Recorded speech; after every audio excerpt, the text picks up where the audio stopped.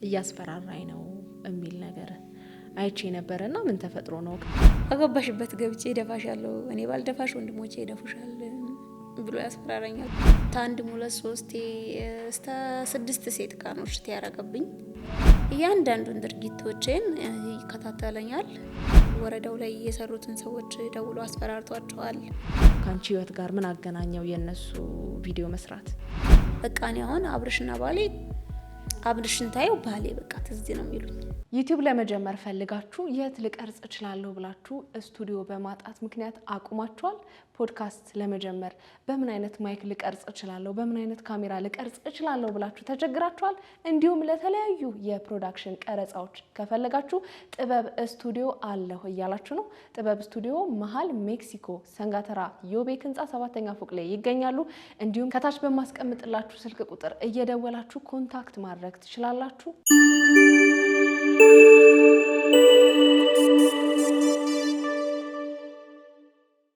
ሰላም እንዴት ናችሁ? እንኳን ወደ ኤፍራታ ቲዩብ የዩቲዩብ ቻናል በሰላም በጤና በፍቅር መጣችሁ። እንኳን ደህና ቆያችሁ። አረፍ በሉ። እንግዲህ ዛሬ ከእንግዳ ጋር ነው የመጣሁት። እንግዳዬ ደግሞ ቲክቶከር ናት። የሁለት መንታዎች እናት ናት።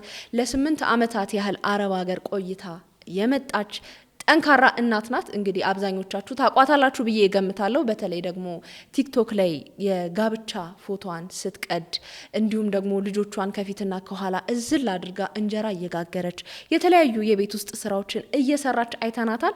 የዛሬ እንግዳይን ተዋወቋት። እንኳን ደህና መጣሽ። እንኳን ደህና ቆየሽኝ ኤፍራታ። እስቲ የሚያውቁሽ በጣም ብዙዎች ይኖራሉ። ለኔ ተመልካቾች ደግሞ ለኔ ቤተሰቦች ማናት የሚለውን እስቲ ስለራስሽ ትንሽ ግለጭልን። እሺ፣ እኔ ትርንጎ ታጠቅ እባላለሁኝ። ለማታውቁኝ የሁለት መንታ ልጆች እናት ነኝ። ከዚህ በፊት ያው በሌላም እንትን ላይ ያቆኛል፣ ለማያቆኝ ደግሞ ያው እንደነገርኩሽ ነው። እና ለ8 ዓመት የአረብ ሀገር ቆይታ ነበረኝ። ከአረብ ሀገር ቆይታ በኋላ መጥቼ ወደ ኢትዮጵያ አግብቼ ሁለት መንታ ልጆችን ወልጄ ያላባት ልጆቼ ያሳደግኩ ያለሁት ሴት ነኝ። በምን አጋጣሚ ነበረ እስቲ ከባለቤትሽ ጋር የተለያየሽው? ምክንያቱም ቲክቶክ ላይ የጋብቻ ፎቶአችሁን ስትቀጂ አይቼ ነበረ እና ምክንያቱ ምን ነበር የመለያየታችሁ? ያው ብዙ ጊዜ ምን አለ መሰለሽ ሊያለያይሽ የሚችለው በአሁን ሰዓት ላይ በጣም ከፍተዋል የሚባሉት አደጋዎች ወንዶች ችት ስለሚያረጉና በለሽ ላይ ስለሚማግጡ ነው። ያው እኔ ደግሞ ተዝ በፊት እንትን ብያለሁኝ። ታንድ ሙለት ሶስቴ እስከ 6 ሴት ካኖች ያረገብኝ። አንድ ይቅርትል፣ ሁለት ይቅርትል፣ 3 የሚቅርትል በቃ ብዙ ጊዜ ይቀራልኩኝ። ምክንያቱም እናሱ በቤተክርስቲያን በመሐላ ስለሆነ እንትን ያልነው ቀለበት ያሰር ነው።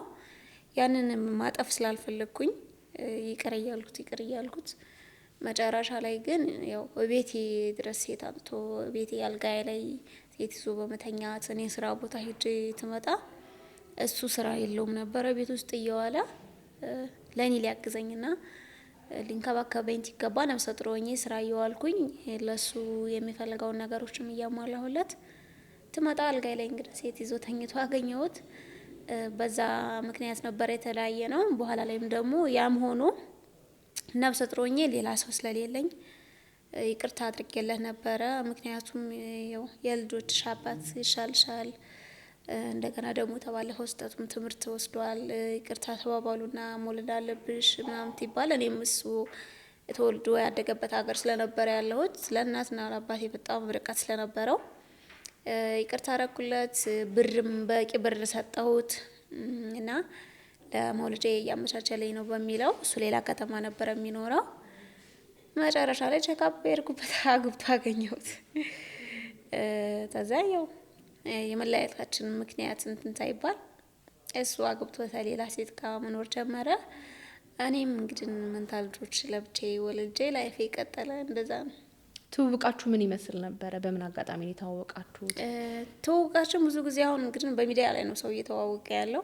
እየተዋወቅ ነው በሚዲያ ላይ ፌስቡክ ላይ ነው። በፌስቡክ ትናወራ ቆይተን ከአንድ አመት በኋላ ወደ ኢትዮጵያ ገባሁ። 2012 ላይ ቀለበት አሰርን። በስሜ መሬት ገዝቼ ተመልሼ ሄድኩኝ። እዛ ሆኜ ብር እየላኩኝ ቤት መሰራት ተጀመረ። ብዙ ጊዜ ምን ያደርጉ ነበረ መሰለሽ? እኔ አሁን በዚህ አጋጣሚ ማውራት የምፈልገው አንድ እንትን አለ ለአረብ ሀገር ላሉ ልጆች ማለት ነውና የባሌ ወንድሞች ነበሩ፣ ግንበኞቹም ሰራተኞቹም። እኔ የምላቸው የነበረው ኮንትራት እንዲሰራ ነው። ምክንያቱም እኔ የተሰራሁኝ አይቀር ቤቱም ኳሊቲ እንዲሰራና ብሎኬትም ስለነበረ ኮንትራት ላሰራ ነበርና እሱ ባሌ የሚለኝ ምንድነው በኮንትራት እየተሰራ ነው። ግን እየሰሩ ያሉት የባሌ ወንድሞች ነበሩና ለምሳሌ እኔ 20 ኩንታል ብሎኬት ታዘዝኩኝ ነው ሲሚንቶ ታዘዝኩኝ። በ10 ነው የሚገዙት። 10 ይገዙና የ10 ብር እኪሳቸው ያረጋሉ ማለት ነው፣ ይቀሙበታል። እንደገና ደግሞ ያው ታዘው እውነት ያየ ሰው እየነገረኝ የተገዛውን ሲሚንቶ ልክ ብሩ ያልቅባቸው የተገዛውን ሲሚንቶ ሞተርም ስለነበረ በሞተር ወስደው እንደሚሸጡት ብሎኬት ለምሳሌ ማወርደው አንድ ጊዜ በብዛት ነበር ማወርደውና ተዛሬ እንዳልኩሽ ነው ብሩን እኔ የምላቸውን መጠኑን ብሩን ይቀንሳሉ። ደግሞ በኋላ ላይም ደግሞ የቀነሱት ብር ሲያልቅ ሲሚንቶውን በመጫን ፌሮውን ለሌላ ሰው እየሸጡ እንደሚቀሙበትና ለበራፍ ለምሳሌ ብር ትልክ መድኃኒት ነክቶት ነው የሆነ ነገር ሆኖ ነው ተብሎ ወንድምየው ብሩን ያጠፋዋል፣ እቃ ወስዶ ይሸጣል። ምንም ማድረግ አልችልም። ምክንያቱም የጀመርኩት ጅማሬ ሰው ሀገር ስለነበረ እንዳላቆመው ዞሮ ሰው ሀገር ላይ ገብቼበታለሁኝ። እንደማያሸጡኝም ስለማውቀው ጅምር ቤትም እንትን ተምል አንደኛውን በቃ የወጣው ብር ይወጣ ብዬ ጨራረስኩኝ ቤቱን። የሆነ ሰዓት ላይ ደግሞ እንደዛም ሆኖ ቤተሰቦቹ አንድ ጊዜ አንድ ወንድሙ 21500 አንድ ጊዜ ደግሞ 22000 ልኬላቸው በቃ መድኃኒት ነክቶት ነው እንደዚህ ሆኖ ነው እያሉ በቃ ብሩን አጠፉት። ይቅርታ አድርጊለት። ኢቭን አንድ ሻንጣ ልብስ ሁላ ሸጠውብኛል፣ ወስጄ ያስቀመጥኩትን ልብስ ማለት ነውና የያን ኩላ ተደርጎ እኔ ይቅር ነው ያልኳቸው። ለምን መሰለሽ? እየወጣ ነገር ምንም ማድረጋችን ታይወጣ ነበረ። እኔም ስተት ስለሰራሁኝ ወደ ቤተሰብ ቀርቤ ቢሆን ቤተሰብ የያዘው ነገር ቢሆን ቤተሰብ የበላው ነገር ቢሆን ይሻላቸዋል። ቤተሰብ ስለሆነ በአዲ ምንም ማድረጋችን ገብተሻል። እንደዛ ስለሆነ ልብሴን ሁላ በመሸጥ ብዙ ነገር አድርገዋል። መጨረሻ ላይ 2015 ላይ ተሳውዲ ሴት ስልክ አስልኮ 1 አመት ሙሉ በላይ አውርቷት ስልክ አስልኮ ልጅቷ ደውላ ነገረች። እንደዚህ ስልክ አስልኮኝ መጨረሻ ላይ እኔ ባለትዳር ነኝ ምናምን ብሎ እንትን እንዳላት ነገረችኝና በቃ ከዛም በፊት ብዙ ነገሮች ስለነበሩ ይቅር ስላልኩኝ መጥቼ ቤቱን ሸጬ መሄድ እንዳለብኝ አምኜ የመጣውኝ። መጨረሻ ላይ ሽማግሌ ገብቶ አንቺም ተይ አንተም ተው በቃ ስራችሁን ስሩ። እሱም ትንሽ የላጁ ያዘው ብር ስለነበረ በዛም ስራ ስሩ ምናምን ይባል ቀረውኝ። ሰውየው እንዳልኩሽ ይጠጣሉ፣ የተለያየ ነገር ያጨሳሉ። እንደዚህ ስለነበረ መጨረሻ ላይ ቀረሁኝ። እኔ ደርሶ መልስ ነበር ትኬቴን አቃጠልኩኝና ቀረሁ። ተቀረውኝ በኋላ ድግስ ተደገሰ። የሱ ብር እጁ ላይ ያለችው ምናምን አላለቀች።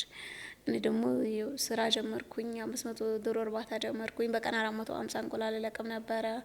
ያው ብዙ ጊዜ ደግሞ ተጓደኛ መልካም ጓደኛ ታለሽ መልካም ትሆኛለሽ፣ ተጥፉም ጓደኛ ተገጠምሽ ተጥፉ ትሆኛለሽ። እና እሱ ተተለያየ ጓደኞች ጋር ገጠመ። ማጨስ ጀመረ፣ መቃም ጀመረ፣ የተለያየ ነገሮች ማድረግ እስከ ምሽቱ 6 ሰዓት ድረስ ያላግባብ ውጭ ማምሸት። በቃ እንደዛው በማድረግ ነገሮች ትዳራችን ላይ ብዙ ነገሮች እንትን እንዲሉ አደረገና አረብ ሀገር ያላችሁ ሰዎች ከዚህም በፊት ተናግሬዋለሁኝ። ግን አሁን እኔ በጣም የምነግራችሁ ነገር ይሄ ተልኮ ቤት የሚያሰሩ ልጆች፣ መሬት የምትገዙ ሰዎች እግዚአብሔር ነው የምላችሁ በቻላችሁ እንትን ለቤተሰብ ቢሆን እንደገና ደግሞ ታልቻላችሁ ራሳችሁ መታችሁ ቢሆን ብታሰሩት ሰው በምንም ተአምር እንደራሳችሁ ሆኖ ያሰራላችሁም። እኔ አሁን ሰርቀው እንኳን ራሱ እንደኔ ሆነው አላሰሩልኝ። ገብቶሻል? እንደዛ ነው የምለው። እኔ በቤተ ክርስቲያን ጋብቻቸውን የፈጸሙ ባጃጅ አልገዛሽልኝም በሚል ሰሞኑን የሶሻል ሚዲያ መነጋገሪያ ጉዳይ ነበረ። እኔ አሁን እሱን ቪዲዮ አይቼዋለሁ የሚገርምሽ ማለት ነውና እኔ አሁን ሀቢባንም ያረገችው ነገር አይቼዋለሁ። አሁን የኛ ሰው ምን አለ መሰለሽ ወደ ነፈሰበት ነው የሚነፍሰው። እኔ አሁን ሀቢባ የሰራችውን ስራ እኔ አድንቄያታለሁ። ለምን መሰለሽ ሀቢባ ተዘር ጋር ሃይማኖት ጋር አያያዟት እሷ ዘርም ሃይማኖትንም አይደለም እንት የደገፈችው እሷ ያለችው እባካችሁ ሴቶች ብራችሁን አትበሉ ብላ ይቺ ልጅ ብሯን ስላልተበላችና ጎበዝ ስለሆነች ነው የሸለመቻት። ነይ ሙስሊም ወይም ኦርቶዶክስ ሃይማኖት ጋር የተያዘ ነገር አይደለም ልጅቷ ያደረገችው ማለት ነው። ግን የኛ ሰው ብርዴን ተበለው ብለሽ ወጥሽ ስታለ እሺ ያዝኑልሻል፣ ሊረዱሽ ይችላሉ። እንደገና ደግሞ ብርሽና አለመበላት ጎበዝ ትትሆኝ ደግሞ ለምን አሁን እኔ በግልጽ ሌባ እያበረታቱ ነው ብዬ ነው ያመንኩት። ለምን እኔ አሁን እሷ ብር አለመስጠቷን በደንብ ደግፌዋለሁ። ይሄ በቤተክርስቲያን ጋብቻውን መለያየቱ ምናምኑን አልደገፍኩትም።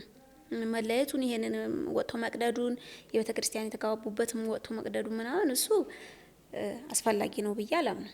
ምክንያቱም በቤተክርስቲያን የተጋባ ሰው ቃሉን መጠበቅ አለበት ብዬ ስለማምን ማለት ነው። ያን መቅደዱን ትክክል አይደለም።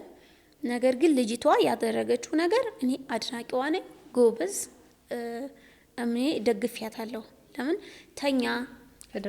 ተደረሰብኝ አንጻር እንደገና ደግሞ አሁን ሜዳ ላይ ወጥተን በቀን ተምናወራው ትምህርት ወስዳ አይታ ይሄ ሰውዬ ዛሬ ወስዶ ነገ እንደኔ እኔ በነሱ ቦታ በሆንስ ብላ ስላሰበችበት መሰለኝ እቺ ልጅ ብሬን አልሰጥም ያለችው። እኔ ደግፊያታለሁ፣ ደጋፊዋም ነኝ ማለት ነው። ብሯን አለመስጠቷ ደጋፊዋ ነኝ። እኔ እሷን ነው ማበረታታው። ምክንያቱም እሱ እዚህ ኢትዮጵያ ነው ያለው፣ ራሱን ችሎ ሰርቶ ይተዳደር። እሷ ብሯን ይዛ ትትመጣ እሱ ሰው ተሆነ ባሏ መሆን የሚችል ሰው ተሆነ የሷ ብር የሷ ህይወት የሱ ነው፣ የሱ ነገር የሷ ነው። ገብቶሻል አይደለ? ግን እዛ ሆና ይሄ ባጃጅ የሚባለው ነገር የሆነ ነገር ላድርግ የሚባለው ነገር በጭራሽ እኔ አላበረታታም።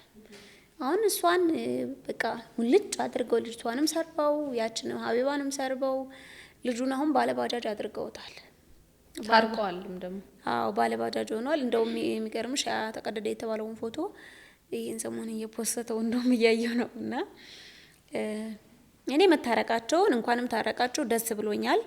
ነገር ግን እናንተ እንደዚህ ለወንዶች ለምን አላክሽም ብላችሁ ወጣችሁ የምትሳደቡ ሰዎች፣ እንደገና ደግሞ እንደዛ አይነቱ ወንዶቹን የምታበረታቱ ሰዎች፣ ይህ ማለት እኮ አሁንም ወንዶች ቁጭ ብለው በፌስቡክ እና በቴሌግራም በዋትስአፕ እየጀነጀኑ ሴቶቹን ብር ይቀበሉ ነው ብለው የሚያስቡት ብዬ ነው ያመንኩት።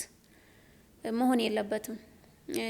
ይሄ ሰውዬ እንደዚህ ተደረጋለት ማለት ነገ አንዱም ይመጣል እኮ ተሴት ብር ፈልጎ ይሄ የሚደረገውን ነገር ሁላ ይሄን ወንዶች የሚያረጉት ነገር ሁላ እያበረታቱ ነው እየደገፏቸው ነው ብዬ ነው ማምነው። እና እኔ እንደዚህ አይነት ነገር መደገፍ የለበትም። ባጃጅ ለመግዛታቸው ይግዙለት፣ ታላቸው ብር ይግዙለት። ግን መግዛታቸው እንደዚህ አይነት ብር ፈላጊን በማበረታታት አይሆን፣ የሴት ብርን የሚበላ ማበረታታት አይሆን፣ ስላለን እናድርግልህ በሚለው ማድረጋቸውን እኔ ተቃውሞ የለኝም። ነገር ግን እንደዚህ አይነት ሌቦች ወንዶችን ባታበረታቱ።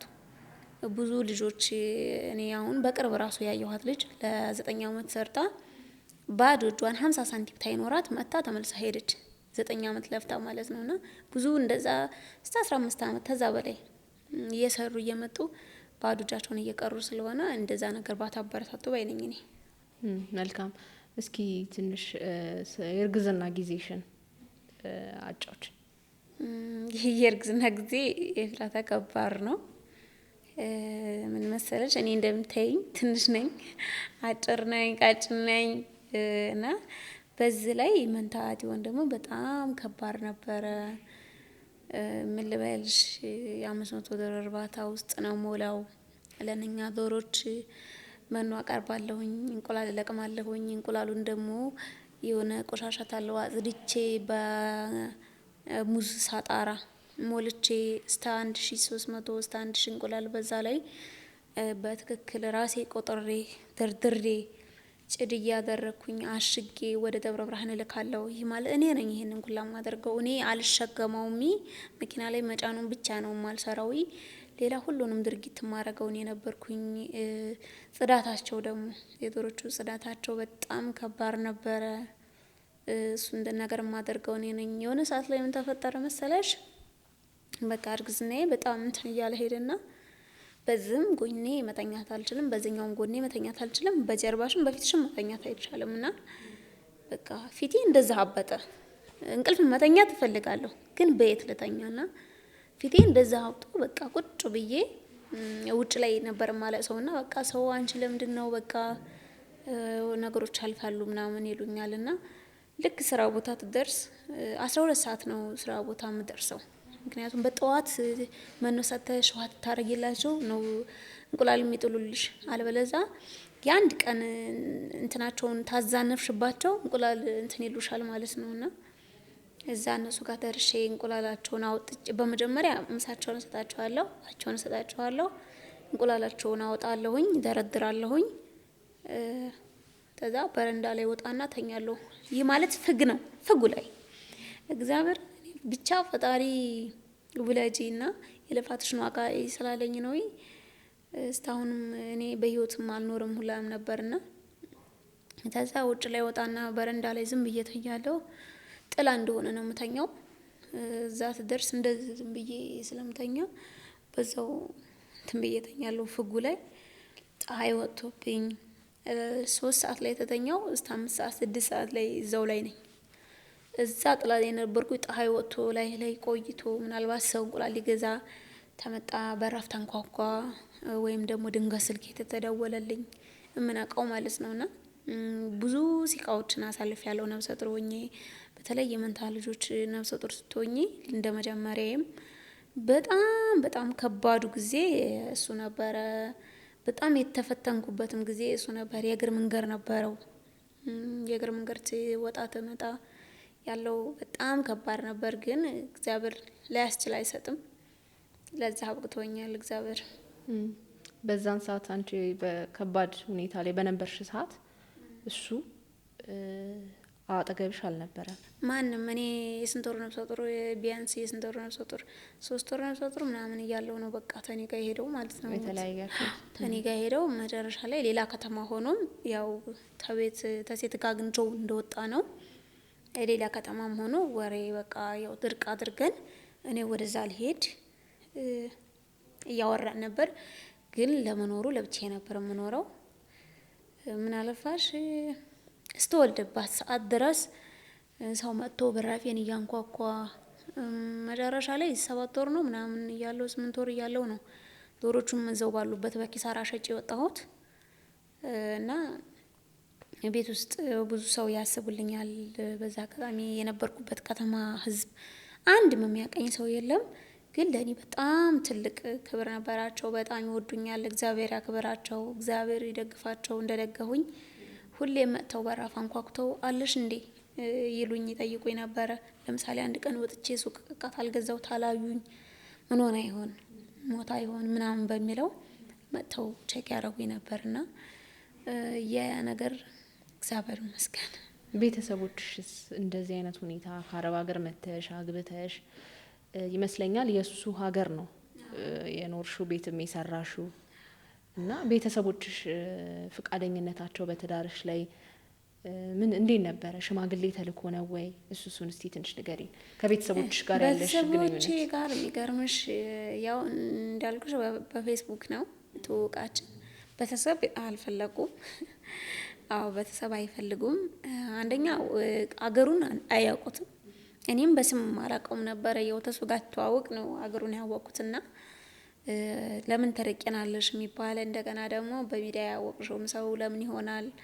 አንዳንድ ደግሞ ፍቅር ትይዝሽ እና ልጅም ትቶኚ ታገናዝቢው የሆነ ነገር ሲደርስብሽ ነው የምታውቂውና በቃ ችግር የለውም በሚለው እኔ ቤተሰቦቼን አሳመንኳቸው። በስልክ ነው ትውውቅም ያደረግነው። መጨረሻ ላይ እኔ 2012 ላይ ጆ ሄጄ አስተዋውቀዋለሁ ተበሰበጀ ጋር። እሱም ቤተሰቦቹ ጋር ይዞ ሄዶ አስተዋውቆኛል። እንደዛ ትውውቃችን አደረግን። 2015 ላይ ሰርግ ሲደገስ ግን የኔ ቤተሰቦች በትንሹም ቢሆን መጥተዋል። ያው ከባድ ድግስ ነበረ ግን የሱ ቤተሰቦች ናቸው ዋናው። የኔ ርቀትም ስለነበረው እናቴ፣ አባቴ፣ አጎቴና አክስቴ ናቸው የመጡት። እንደዛ ነበር። ግን ትወልድ ማንም አልመጣም። አልጠየቁሽም? ማንም አልጠየቀኝ። ምክንያታቸው ምን ይሆን? ምክንያት ምን አለ መሰለሽ፣ አንደኛ ለምን ራሽ ለምን ታይ ብለንሽ ነበር የሚል ነገር አለ። ለምን ራሽ ታይ ብለንሽ ነበር የሚልም ነገር አለ።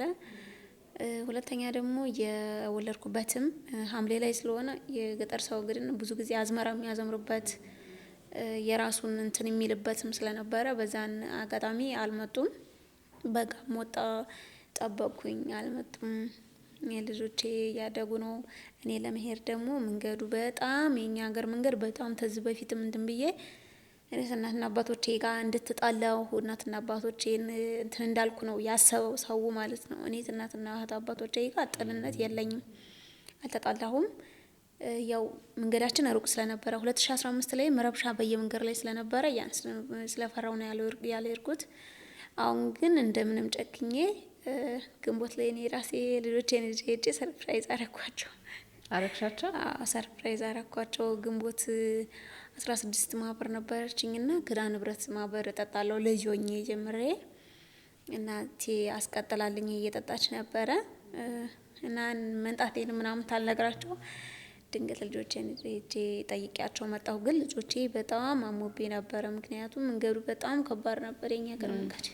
እስቲ ወደ እሱ እንመጣለን። ግን ከዛ በኋላ እስከወለድሽ በኋላ በምን አይነት ሁኔታ ውስጥ መኖር ጀመርሽ? እንግዲህ ቲክቶክ ላይ እንዳየ ነው የጋብቻ ፎቶሽን ስቀጂ ብቻሽን እያሳደግሽ እንዳለሽ፣ ልጆችሽን የሚያግዝሽ ሰው እንደሌለ፣ አንዷን በጀርባሽ አንዷን በፊት ለፊትሽ ይዘሽ የቤት ስራዎችን የተለያዩ ስራዎችን እየሰራሽ የሚያሳዩ የቲክቶክ ቪዲዮዎችን አይቻለሁ።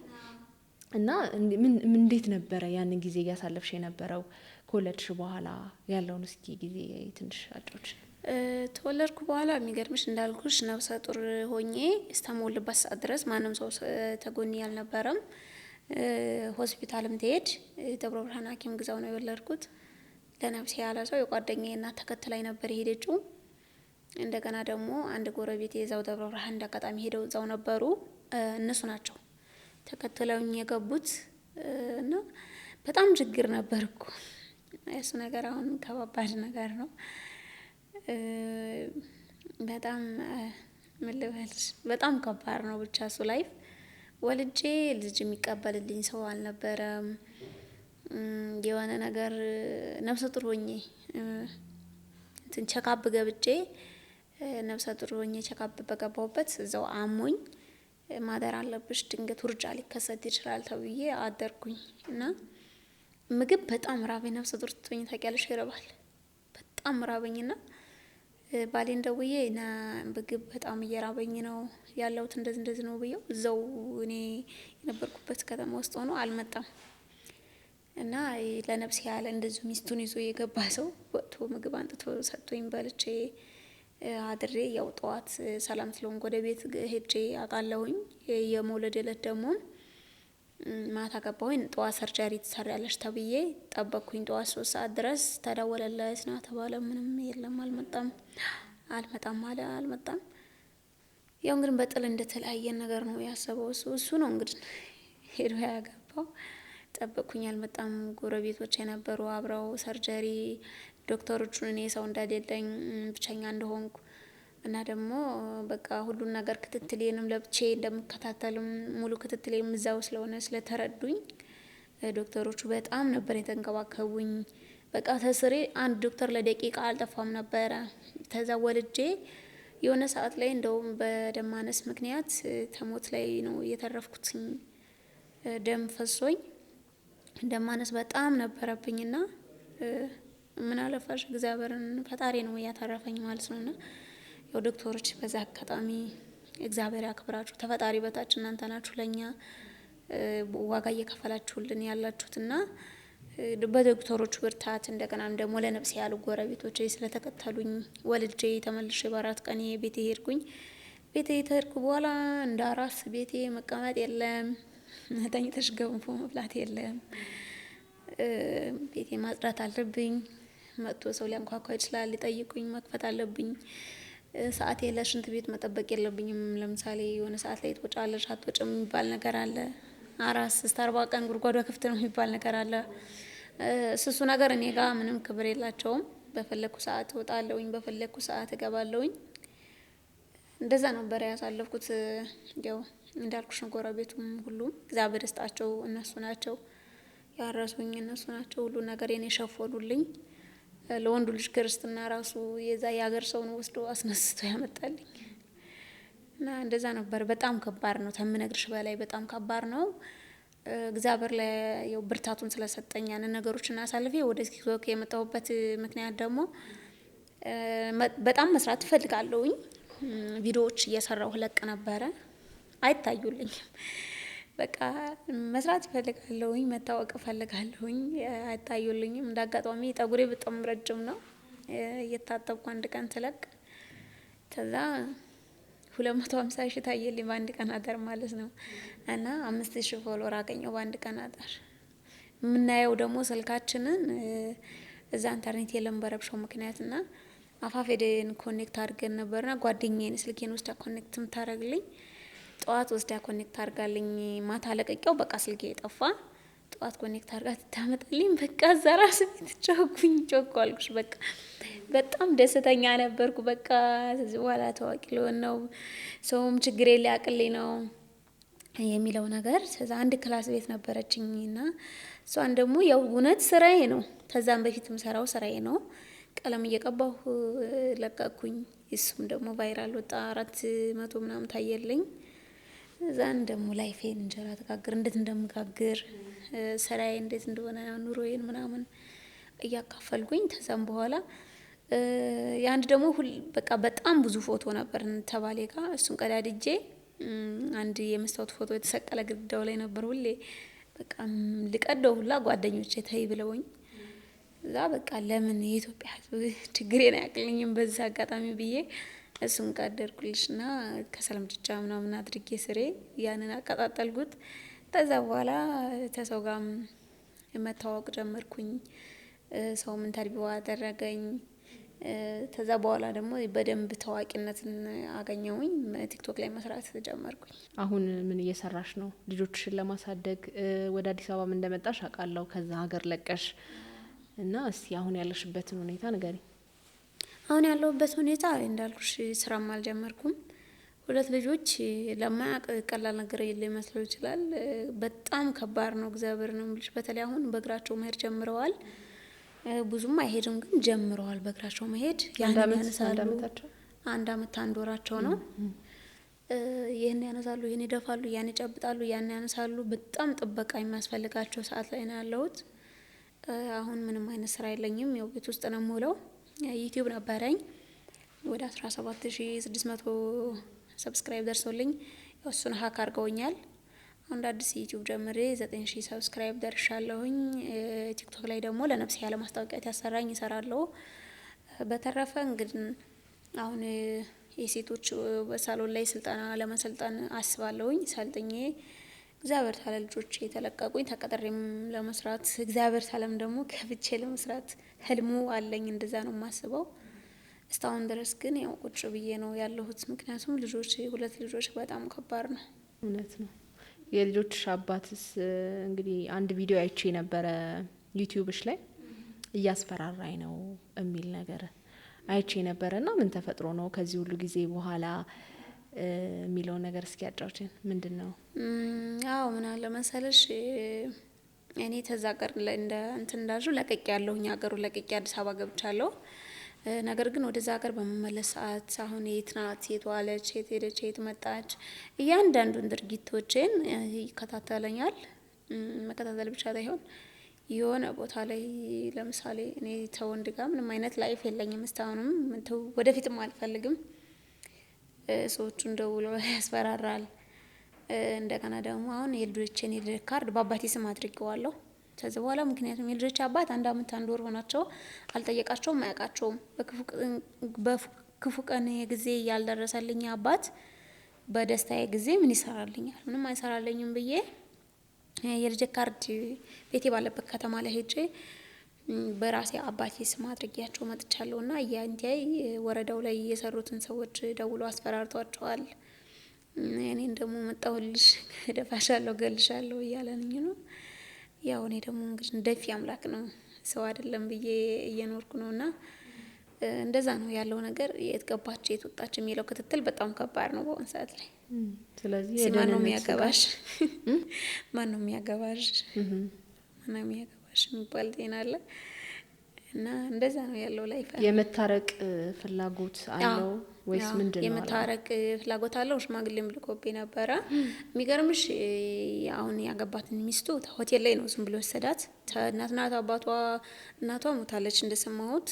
አባቷ ነው ያለውና የአባቷን ገንዘብ ምናምን ፈልጎ እንዳገባትና አሁን እንግዲህ ገንዘብ ዋቢ ያልቀነዋ እንደተፋቱ ነው አርጎ ሽማግሌዎቹ የነገሩኝ ማለት ነው። በቃ ከዚህ በኋላ ተጸጽተዋል፣ ያደረገውን ድርጊት ሁሉ አምነዋል፣ ይቅርታ አድርጊለትና ልጆቻችሁን አሳድጉ ምናምን እያሉ የነበረ። አይ እንደዚህ ብሎ ነገር የለም። እሱ ልጆቹን ለመጠየቅ ታሰበ ተፈለገ። እኔ ከዚህ በፊትም ጠይቅ ብየዋለሁኝ። ለመሰለሽ በምንም ታምር ይሄ የማይላጥ ነገር ልጆቹ አባት ነው። ስለዚህ ልጆቼም ደግሞ ያለ አባት የሚሆኑ አባት አላቸው በወሬ ቢባል ጠይቅ ብየው ነበርና እሱ ፍላጎቱ ስለሌለው አልጠይቅም ብሏል። አልጠይቅም ስላለ አሁን ግን ተጸጽቻለሁ፣ ልጆቼን ማሳደግ እፈልጋለሁ፣ አብረን መኖር እፈልጋለሁኝ ምናምን። እኔ ጋር ደግሞ እንደዛ ነገር አይሰራም። ተዝ በኋላ ሌላው ሁሉንም ነገሮችን እንችት ያረገውን ምናምን ብረሳው እንኳ እዛች ሆስፒታል ውስጥ በሰርጀሪ ተሰርቼ ልጆችሽን አትፈልጊያቸውም እንዴ ስትባል ድረስ ነበርኩኝ የሚወስድልኝ አጥቼ ማለት ነውና ሴት ልጄ ማሞቂያ ክላስ ገብታ የሚወስዳት ጠፍቶ አትፈልግም ወይ ልጅቷ እየተባልኩ ነበርና ያንን ላይፌን ስለማስታውሰው ያደረገውም ድርጊት እሱ ደግሞ ብዙ ሴቶች ላይም ግፍ ስለሰራ አንደኛ ግፈኛ ሰው ለልጆቼም ደግሞ ጥሩ ነገር ስላልሆነ ተሱ ጋር ህይወቴ እንዲቀጥልም ተሱ ጋር አይኑንም ማየትም ስለማልፈልግ አሁን አይታ አንተ ጋር መኖር አልፈልግም ስለው እስቲ ማን ያገባሻል እያለኝ ነው። ያለበትን ቦታ ታውቂያለሽ ወይስ እንዴት ነው? አሁን አንቺም ከሱ ጥቃት እንዳይደርስብሽ ተከለለሽ እንዴት ነው የምትኖሪው? ያለበትን ቦታ የሚገርምሽ አውቀዋለሁ፣ ግን አሁን ይሄ ሰውዬ ስር ያለው ሰው አይደለም። ገብቶሻል? አሁን ለምሳሌ ፒያሳ ታየት ተባለ ተደቂቃ በኋላ መርካቶ ልታገኙ ትችያለሽ። አሁን ደብረ ብርሃን ቢባል ወይ አዋሽ ሊሄድ ይችላል፣ ኦሮሚያ ክልል ሊሄድ ይችላል፣ አማራ ክልል ሊሄድ ይችላል። ሆነ የላሁን ያዛት ሚስቱም ዝም ብሎ ባጣቆይ ማረፊያ ነች። እውነተኛ ሚስቱ አብሯት እየኖረ ምናምን ስላልሆነ ያው የሰውዬ የት ነው ያለው ለማለት ለኔ አሁን አስቸጋሪ ነው። ይዝህ ቦታ ሰራለው ብትባይማ ለክስም ለምንም ይመችሻልና ተካሽዋለሽ እና ለመክሰስም ለመውቀስም አድራሻ የለውም። ገብቶሻል? እና ክሰሽኝ ይለኛል እሱ ራሱ እኮ ክሰሽኝ ሲወንድ ግን እንዴት ለመክሰስ አንደኛ ደግሞ ከሰሽም ታደሚው ነገር መሆን አለበት። እኔ ከሰሽ አላደባም፣ ምክንያቱም መረጃው አንድ ቦታ ይሆን ነው እሱ አንድ ቦታ አይደለም ነዋሪነቱ። እንደዛ ነው ያለው ላይፍ። ከባድ ይመስለኛል። ከባድ ነው። ብቻ እግዚአብሔር አለ። አሁን ሶሻል ሚዲያ ላይ የተለያዩ ሚዲያዎች ላይ ቀርበሻል። ከዚህ በፊትም ቲክቶክም ላይ የራስሽም የዩቲዩብ ቻናልሽ ላይ ስለሱ አንስተሽ በምትናገሪ ሰዓት ምን አይነት ምላሽ ይሰጥሻል? የማስፈራራት እንደዚህ አይነት ነገሮች አይኖሩም? ለምን ስለኔ ያነሳሽ በሚል ሚዲያ ላይ በቃ ተዝ በኋላ ስሜን ብታነሽ የሚባል ዛቻ። ያው እኔ በነገራችን ላይ አልፈራም፣ የምፈራ ሰው አይደለሁም። ቪዲዮውን ሁላ አስጠፊ ነበር የሚለው አንድ ቪዲዮ እንዳላይ ስለኔ ሚዲያ ላይ ሁለተኛ ስለኔ ስሜን ብታነሺ አገባሽበት ገብቼ ደፋሻለሁ፣ እኔ ባልደፋሽ ወንድሞቼ ይደፉሻል ብሎ ያስፈራራኛል። ግን ደፊው አንድ አምላክ ነው፣ አንተ አይደለህም ነው ብዙ ጊዜ መልሴ። እኔ ስለማልፈራ እኔ ሌላ የሚፈራ ሰው ምናምን ቢሆን እንደውም እዛ ቤት ያለበት ከተማ ላይም ራሱ ላልሄድ ይችላል ሁላ እዛ ቤቴ ጋር ምናምን ሊያስፈራሩኝ ምናምን ይሞክራሉ። ግን ነው እኔ አልፈራም። የምፈራው እኔ እየሰራሁት በደል ቢኖር ነው ወዱለኝ እስከሄደ ድረስ አልፈራም። ስለዛ ነው ተነምረው ነው ስሜን አታንሽ ቢዳ ላይ አዋረርሽኝ የጓደኞቹ ምናምንም እኔን የሚያቆኝ አንተ እንደዛ አረካ አይደለ ልጅህን እናት ልጆችህን ካድክ ብዙ ነገር ስለሚሉት አዋረርሽኝም ይላል እና ለምን ተናገርሽብኝ የሚለውም ነገር ይጸጽተዋል። ስሜን ለምን አነሳሽ? ስሜን ለምን አነሳሽ? በነገራችን ላይ ከዚህ በፊትም ማንነቱን ስሙን ስራው ምናምን እኔ አልገለጽኩም። ምክንያቱም አንድ ሰው ምንም እንኳን መጥፎ ቢሆንብሽ በሰውየው ልክ መጥፎ መሆን ስለሌለብሽ እኔ ለዛ ነው እንትን ያላልኩት። ስሙንም ፎቶውንም ማለጠፍ እችላለሁ፣ ግን ተክፉ ለክ ክፉ መሆን የለብሽም ብዬ ስለማስብ ፎቶውንም አልለጠፍኩ፣ ስሙንም አልጠራው፣ ስራውን አድራሻው ምናምን አልጠራሁበትም እስካሁን ድረስ። እኔ ተወኝ ነው እያልኩት ያለሁት። አሁንም ተወኝ በሚልካቸውም ሰዎች ተወኝ በቃ። እሱ አግብቶ እየኖረ ተሆነ እኔ ደግሞ ልጆች እያሳደግኩ ላይፍ ልኖርበት። በቃ የኔ ላይፍ ልጆች ማሳደግ ነው፣ እሱ ደግሞ አግብቶ ላይፉ ነው። ስለዚህ የሁለታችንም ላይፍ እስከሆነ ድረስ እኔም ላይፌን እሱም ላይፉን ይኖርበት እያልኩ ነው። እንግዲህ እግዚአብሔር ያውቃል። ያው መስፈራርቹ ፈጣሪን ነው መፍራት። ለዛ ነው ያለው ላይፍ። ሌላው ደግሞ ምንድነው ማንሳት የምፈልገው የማህበራዊ ሚዲያ ላይ በተለይ ደግሞ ዩቲዩብ ላይ የምናውቃቸው አብርሽና ሩታ የተባሉ ዩቲዩበሮች አሉና የተለያዩ ነገሮችን ይሰራሉ። ሰሞኑን እንግዲህ አብዛኛው የነሱ ፕሮግራሞች ጸብ የበዛባቸው ነገሮች ናቸው። ከቺቲንግ ጋር በተያያዘ በጣም ብዙ የሚያነሷቸው ግን ጸብ የበዛባቸው ነገሮች ናቸው። ያው ድራማ ነው ይባላል፣ ሪል ነው ይባላል፣ የተለያዩ የሚነሱ ነገሮች አሉ። ከአንቺ ህይወት ጋር ግን ምን እንዳገናኘው ባይገባኝም አንድ ቪዲዮ ሰርተሽ አይቼ ነበርና ምንድነው ከአንቺ ህይወት ጋር ምን አገናኘው የነሱ ቪዲዮ መስራት? ልክ ነሽ። እኔ ከዚህ በፊት በሰው እንትን ላይ ምንም አይነት ቪዲዮ ሰርቼ አላቅም። ስለ ሰው ምንም አይነት ቪዲዮ መስራትም አልፈልግም። የራሴ ነገሮች ይበቁኛል ብዬ ስለማስብ፣ የነሱ ግን ቪዲዮ እንድሰራ ያስገደደኝ ነገር አንደኛ ይሄ ቺት የሚባል ነገር እኔ በእኔ ህይወት ላይ በጣም ብዙ ጠባሳ ጥሎብኝ ሄዷል። እንዳልኩሽ 6 ሴት ነው የኔ ባል ቺት ያደረገብኝ። አብርሽ ማለት ከኔ ባል ጋር የተመሳሰለ ድርጊት ነው የሚያደርገው። የሆነ ሰዓት ላይ ትመጣለች ሴት ልጅ ይዛ በቃ ሚስቱ ነኝ ትላለች። የሆነ ፓርት ላይ ይቆማል። ደግሞ ሌላ አንድ ላጤ ትመጣለች፣ አሁንም ይቆማል። እንግዲህ እኛ እውነትም ሆነ ውሸት ሚስቱ ነፍሰ ጡር ናት። ነፍሰ ጡር ሴት ደግሞ በጣም ትሪት የሚያስፈልጋት፣ እንክብካቤ የሚያስፈልጋት፣ ሆርሞኑ በራሱ በጣም ከባድ ነው። ሰው እንድጠይም ሊያረግሽ ይችላል ሁላ። የተለያየ ሀምሮት ይኖረዋል። ብዙ ነገር አለው አይደለ? እንክብካቤ የሚያስፈልግበት ሰዓት ነው ብዬ ነው ማምነው፣ ለሷ ማለት ነው ነፍሰ ጡር ተሆነች። እና እሱ ደግሞ ማየው ነገር አሁን ይቅርታ ይላታል። አሁን የኔ ባል እንደዛ ነው። ተበኒ ባል ጋር የተያዘብኝ ነገር የኔ ባል የሆነ ሰዓት ላይ እቺት ያረግና ያምንሻል። በቃ ተሳስቻል ይቅርታ አድርጊልኝ ነው የሚልሽ። ያምናል በቃ እንዳረገው እና ይቅርታ አድርጊልኝ ብሎ ይቅርታ አረጋለሁ። ታንድ ወር በኋላም ደግሞ እዛው ነው የተለያየ ሴት እቃ ማለት ነው። አብርሽም ደግሞ እንደዛ ነው እያደረገ ያለው። እኔ አሁን የኔ ባል የሚዲያ ሰው አይደለም። ምናልባት ጥፋቱም ሆነ ድርጊቱ ለራሱ ነው፣ የሌላ ሰውን ህይወት ወይም ከሌላ ሰው ጋር የሚያገናኘው የለም። አብርሽ ግን ለኢትዮጵያ ወንዶች እያስተማረው ያለው ነገር በጣም ስተትና በጣም የወጣ ብልግና ነው ብዬ ማምነው። ብልግና በጭራሽ ብልግና ነው አብርሽ እያስተማረ ያለው ለወንዶቹ። ምክንያቱም ቢያንስ ቺት የሚያደርጉትን ሰዎች ስተት ነው ብሎ ማስተማር ይገባው እሱ የሚዲያ ሰው እንደመሆኑ። አሁን እሱ ወንዶቹን ወዴት ነው እየገፋፋቸው ያለው? ወደ ብልግና ነው እየገፋፋቸው ያለው። ገብቶሻል አይደለ? አሁን የሆነ ሰዓት ላይ የተሆነ ሴት ጋር ቺት አደረገ ተባለ። በቃ ተሳስቻለሁ ይቅርታ። አሁን ትናንትና አንድ ቪዲዮ ተለቆ ነበር። በቃ አጥፍቻለሁ ይቅርታ የሚላት ማለት ነው። የሆነች ሴት አለች አብረው የምትሰራው፣ እንዴት እንደምትለጣጣፍ እንዴት አብረው እንትን እያሉ እንደሚሰሩ ቀለበት አድርጓል። ባለትዳር ነኝ ባይ ነው። ትዳር ማለት እኮ የተቀደሰና የተባረከ ነገር ነው አይደለ? ዝም ብሎ መተን የምንማግጥበት ወይ የምንባልግበት ነገር አይደለም። እና የሚዲያ ሰው እንደመሆኑ ለወንዶች ወይም ለሴቶች የተሻለ ነገር ትምህርት መስጠት ነው። ይሄ የወጣ ብልግና ባያስተምር ባይ ነው። በቃ ተመሳሳይ ተኒ ባል እግዚአብሔር ተኒ ባል ጋር ተመሳሳይ በቃ እንዴት እንዳናደደኝ ሁላ። ያው ምንድነው ለዩቲዩብ ገንዘብ ማግኛ ተብሎ የሚሰሩ ነገሮች ማህበረሰቡ ጋር ሲወርዱ ጫና አላቸው።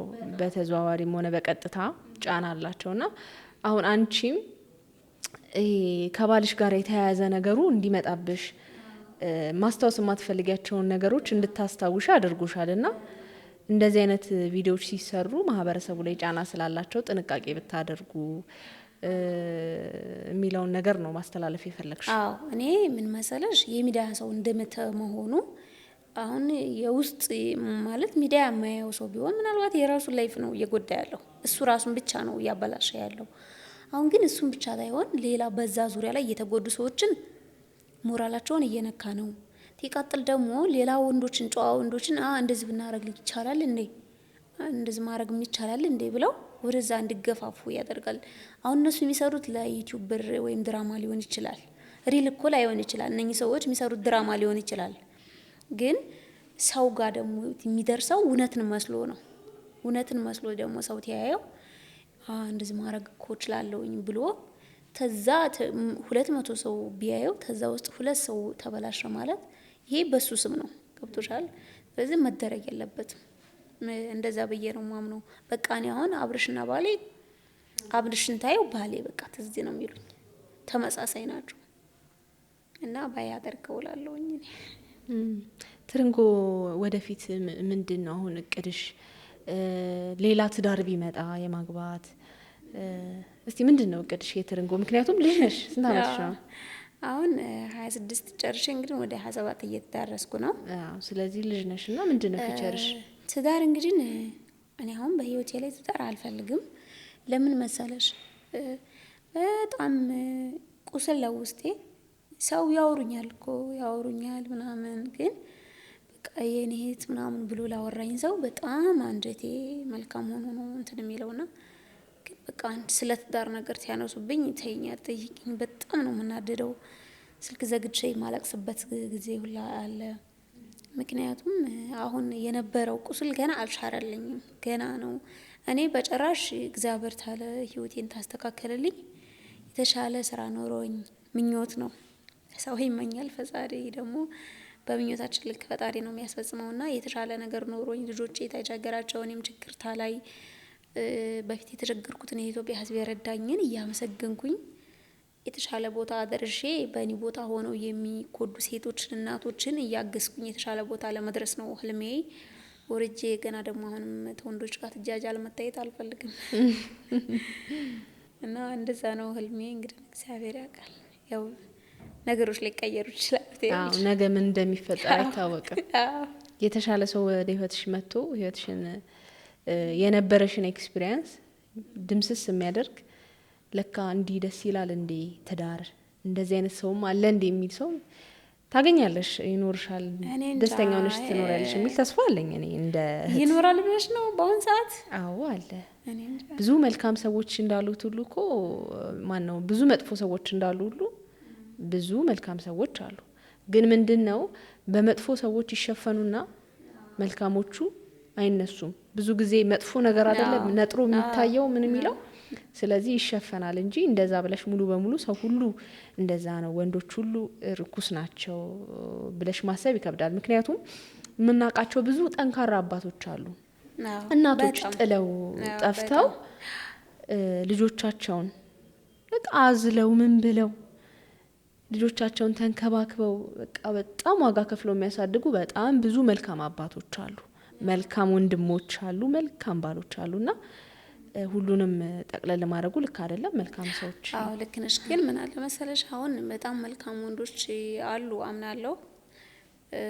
ታወሩኝ ራሱ በቃ ሰፍ ብለው ልክ እንደ ሴት አልቅሰው በቃ አይዞሽ ቢሉኝ በቃ ልክ እንደ እህታቸው ወይ እንደ ልጃቸው አርገውኝ የሚያወሩ በጣም መልካም አባቶች አሉ። ግን እኔ እንጃ በአሁን ሰዓት ታስበው በቃ መልካሞቹንም በመጥፎቹ ስለሸፈንኩት ተመሳሳይ ፓርት ነው የሚታየ፣ ተመሳሳይ ነገር ነው የሚታየኝና እኔ እንጃ ውስጥ የሾ ነው ውስጥ እግዚአብሔር ያውቃል ወደፊት ያለሽ። አሁን ግን ከባድ ነው፣ የነገውን ፈጣሪ ነው የሚያውቀው። እኛ ነገ እኮ ላንኖርም እንችላለን እንደምታየው ነው። አሁን ባለንበት ዘመን ላይ ዛሬ ታይተን ነገ ልንጠፋ እንችላለን ሁላ። ያው እኛ ስለማናርፍ ነው የተሻለ ነገር እናስባለን፣ እንሞታለን አንልም። ብዙ ነገር ላይ ለመድረስ እናስባለን፣ በዛም ልክ ተንኮል እንሰራለን። ግን ነገ ለመኖራችንም ደግሞ አናቅም እና ታሪክ ይቀየራል። ምናልባት አላውቅም፣ እግዚአብሔር ነው የሚያውቀው፣ ውሳኔው የሱ ነው። እኔ ግን ውሳኔ አይደለም። አሁን ያው ገና ነው ጊዜው፣ ልጆች የሚደጉ ጠንክሪ፣ አንቺም ደግሞ ሙሉ በሙሉ የራስሽን ስራ ጀምረሽ ያልሽውን ህልምሽ ተሳክቶ እንደማይሽ ተስፋ አደርጋለሁ። ያድርግልኝ። ትርንጎ እንግዲህ እዚህ ጋር ስትቆም ከበስተኋላ ብዙ ሰዎች አግዘዋታል ብዬ ተስፋ አደርጋለሁ። አውቃለሁም ያገዙሽም ሰዎች እንዳሉ እና እነሱን ሰዎች ማመስገን የምትፈልጊ ከሆነ እድሉን ልስጥሽ። በዛ ላይ ደግሞ ዩቲዩብ ቻናልም አለሽ፣ ቅድምም አንስተሽዋል። እሱንም እስቲ ለእኔ ተመልካቾች አስተዋውቂ፣ ሰብስክራይብም እንድታደርጓት በዚህ አጋጣሚ ጥሪን አቀርባለሁ። እሺ፣ ያው ማመስገን መፈለጋው አንድ ሁለት ሰው ትቲ ብዛት ነው የሚሆንብሽ። እንደ አጠቃላይ በክፉም ሆነ በደግ በሁሉም ነገር በጸሎትም በገንዘብም በሁሉም ነገር ያገዛችሁኝ ሁላችሁም የኢትዮጵያ ሕዝብ ኑሩልኝ። ክፉ አይንካብን ሀገራችንን። ሕዝባችን በጣም መልካም ነው። የተጎዳን ያዘነን ያለቀሰን እንባ ያብሳሉ፣ ይደግፉሻል፣ አይዞሽ ይሉሻል፣ ያነሱሻል እና ዛሬ ቆሜ እዚህ ለመታየቴ የኢትዮጵያ ሕዝብ ተጎኔ ስለነበረ ነው። ሁላችሁንም እግዚአብሔር ባወጣችሁት ልክ እጥፉን አድርጎ ይጨምርላችሁ፣ ይስጣችሁ። አመሰግናለሁ። እንዲሁም ወልጄ የነበርኩበት ሀገር አንኮበር እውነት ሀገሩ እንዳልኩሽ ነው። በጣም የሚለያይና ምንም ማላቀው ሀገር ነው። ግን ሰዎቹ ምን አለፋሽ ማህበራዊ ኑሮ እግዚአብሔርን በቃ እዛው አርጅቼ ልሙት የሚያስብል ሀገር ነውና በጣም መልካም ናቸው።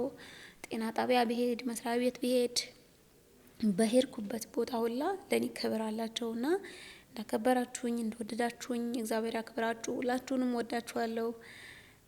ሀገራችንን ሰላም ያድርግልን እና ዩቲዩብ ቻናሌ ደግሞ ትርንጎ ታጠቅ ይባላል። 9000 ሰብስክራይብ ያለው ነው። እየገባችሁ ሰብስክራይብ አድርጉ። የኤፍራታ ቤተሰቦች ኮሜንት ላይ ፒን አደርግላችኋለሁ። ቺን እናት ሁላችሁም እንግዲህ ዩቲዩብ ቻናል ለብዙዎች ህይወትን ቀይረዋል። ለብዙዎች መተዳደሪያ ነው እና እቺም ወጣት ናት። በዚህ እድሜዋ ከባድ ኃላፊነት ልጅ ማለት በጣም ትልቅ ነገር ነው። በዛ ላይ ደግሞ መንታ ሲሆኑ ብቻ ማሳደግ በራሱ ጫና አለውና ሁላችሁም የኔ ቤተሰቦች ሰብስክራይብ ታደርጓታላችሁ ብዬ ተስፋ አደርጋለሁ። ኮሜንት ሴክሽን ላይ ፒን አደርግላችኋለሁ። አካውንቷን ሰብስክራይብ አድርጓት። አዎ በደንብ ሰብስክራይብ አድርጉኝ። ያው ከዚህ በፊትም ተናግሬዋለሁኝ 17600 የነበረው ክፍያ ጀምሮልኝ ያው ክፍያውንም ታልበለው ነው ሀክ የተደረኩት። እንግዲህ አሁን ደግሞ ተስፋ ታልቆርባ አዲስ ስለመጣው ያንን እንግዲህ ከፍ አድርጋችሁ አበረታቱኝ ነው ማለት። እንግዲህ በቀጣይ ደግሞ ከኔ ጋር ቤቷ ሄጄ ልጆቿን ከልጆቿ ጋር ቤቴ እንደምመጣሽ እንድታይልኝ ይፈልጋለሁ። ላይፌን እንዴት እንደምንወር ሁለት እንደታዘየ ስራ እንደምሰራ ሁሉ ነገር አሳያታለሁ። እንግዲህ በሷ ቤት እንገናኛለን። መጨረሻ ላይ ማለት የምትፈልጊው ነገር ካለ እድሉልሽ። ሁላችሁንም እንግዲህ እወዳችኋለሁ። የኤፍራታንም ዩቲዩብ ቻናል ላይክ፣ ሼር፣ ሰብስክራይብ እያረጋችሁ አበረታቷት። አሪፍ አሪፍ አዝናኛ አስተማሪ የሚሆኑ ነገሮች ነው ይዛት የምትመጣው። አበረታቷት ነው የምለው። አመሰግናለሁ። እሺ ውዶቼ ዛሬ ፕሮግራሜ ይሄን ይመስል ነበረ። ከትርንጎ ጋር ያደረግነውን ቆይታ እንደወደዳችሁ ተስፋ አደርጋለሁ። በቀጣይ በሌላ እንግዳ እመጣለሁ። ታዲያ ይሄን ቤት ሰብስክራይብ፣ ላይክ፣ ሼር በማድረግ ፍቅር መስጠታችሁን እንዳትዘነጉ ላሳስባችሁ እወዳለሁ። እንዲሁም ደግሞ ያው የኔ ኮንተንት ይታወቃል፣ ሪአክሽን ቪዲዮ ነው የምሰራው። እንድሰራባቸው የምትፈልጓቸውን ቪዲዮዎች የቲክቶክ አካውንቴን አስቀምጥላችኋለሁ። እዛ ላይም ላኩልኝ። ትመቹኛላችሁ። የዛሬን አበቃው። ባይ